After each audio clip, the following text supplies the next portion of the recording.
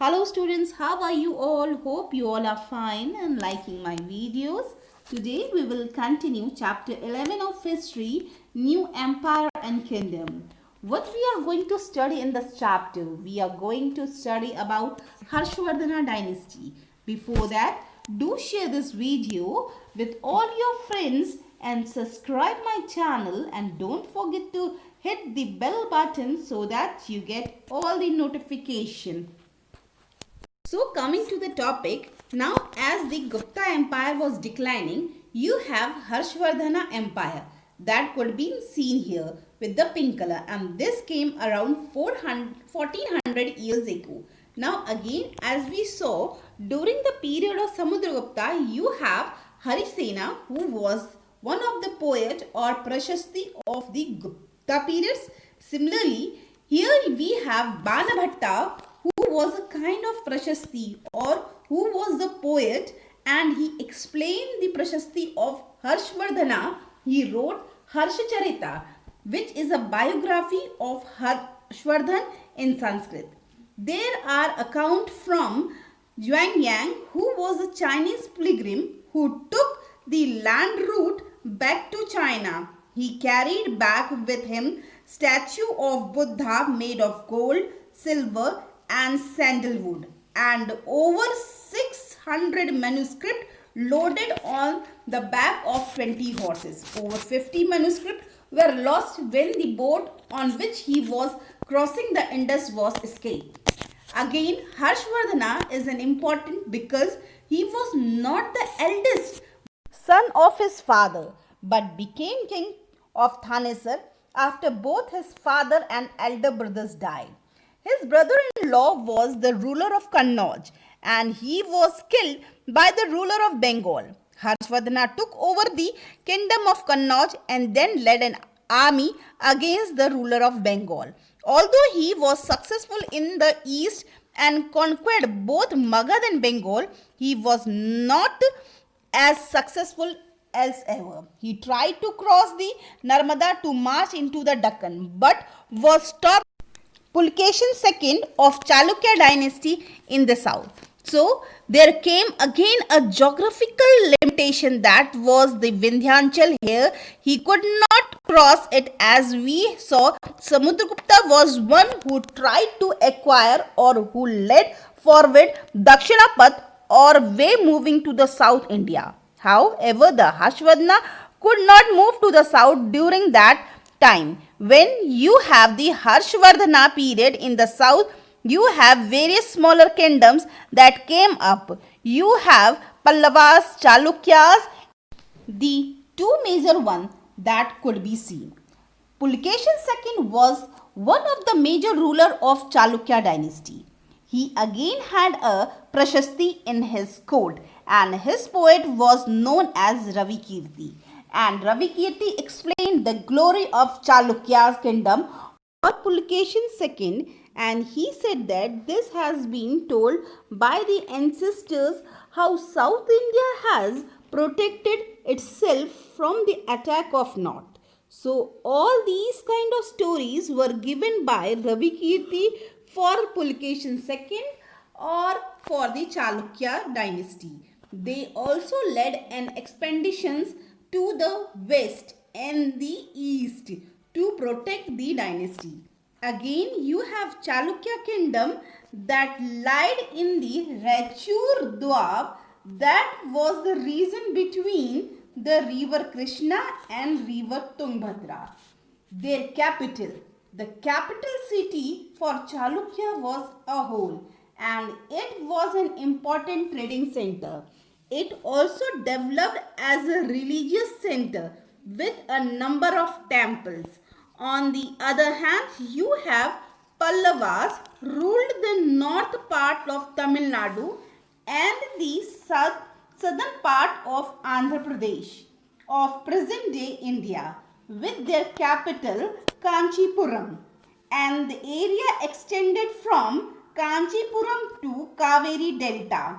The important ruler of this dynasty was Mahadev Varman I and Narsingh Dev Varman I, who led several successful expeditions So that was the extent of Pallava dynasty. Now in the South India, you had assemblies which were owned by the landowners, and these assemblies were known as Sabha. The function of the assembly was to look after different sections of local administration through subcommittees. The subcommittees of Sabha look after irrigation, construction of road, maintenance of local temples and agriculture operation. Below the Sabha, you had Ur. It was also a village assembly but found in the area where landowners were not Brahmin. And finally, we have Nagaram, which was meant for powerful organization of merchants during that time. Again, during this period, army was well organized. These army consist of cavalry and foot soldiers, elephants and chariots with good horses. They had military power or they had military leaders.